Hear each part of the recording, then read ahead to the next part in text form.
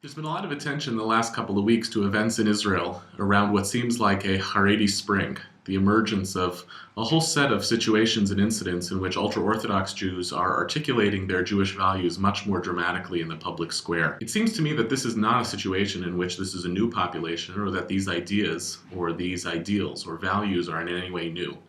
But let me draw a problematic analogy, which I apologize for in advance. There's a moment in every horror or thriller movie when the protagonists look at the dinosaurs or aliens or monsters and say something to the effect of, they've evolved. That they realize that their antagonists, and in this case it is largely Israeli secular mainstream, looking at their Haredi interlocutors,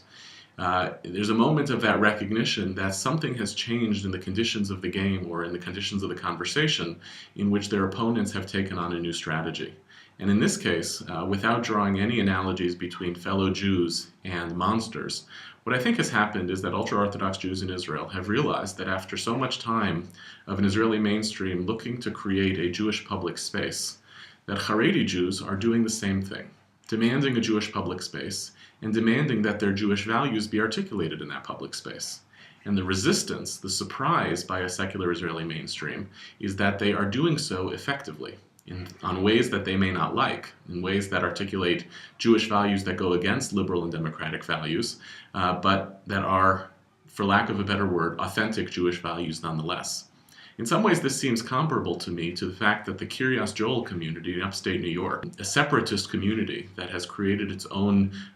little isolationist bubble within the American mainstream, cannot be understood as a rejection of Americanness, but actually in some ways the fullest embrace of Americanness possible. The Kiryas Joel Hasidim understand the U.S. Constitution and their rights as a religious minority as well as anyone else within the American public square. And in some ways, it seems to me, the Israeli Haredi population understands the same time that part of the mission of the State of Israel was to create a Jewish public square and to bring Jewish values to bear into that public square.